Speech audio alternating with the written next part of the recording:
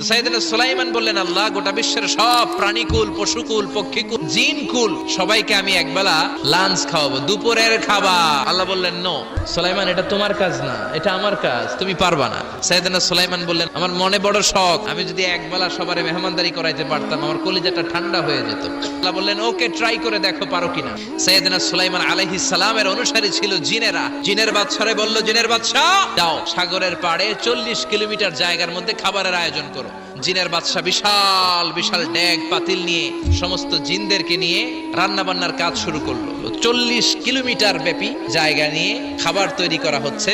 সব যখন রান্না শেষ, চলে এলো সেই মহেন্দ্রক্ষণ। ইন দ্য মিন টাইম সাগরের ভেতর থেকে এক বিশাল আকৃতির তিমি মাছ হা করে ডেকে বলল, সুলাইমান, খাবার দাও।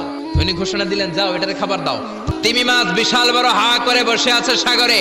জিনের বাদশা খাবার দিতে লাগলো। 1 কিলোমিটার শেষ, 5 কিলোমিটার শেষ, 10 কিলোমিটার শেষ, 40 কিলোমিটার শেষ, এখনো তিমি মাছের মুখ হা করা আছে না নাই? সাইয়েদনা সুলাইমান সিজদায় পড়ে গেলেন, আল্লাহর ডেকে বললেন, মাবুদ রে, আমি বুঝতে পারি না আসলে রিজিক দেওয়ার মালিক আমরা না, গোটা বিশ্বের সবাইকে খাওয়ানোর ক্ষমতা আমার নাই, রিজিকের মালিক একজন, তিনি কে?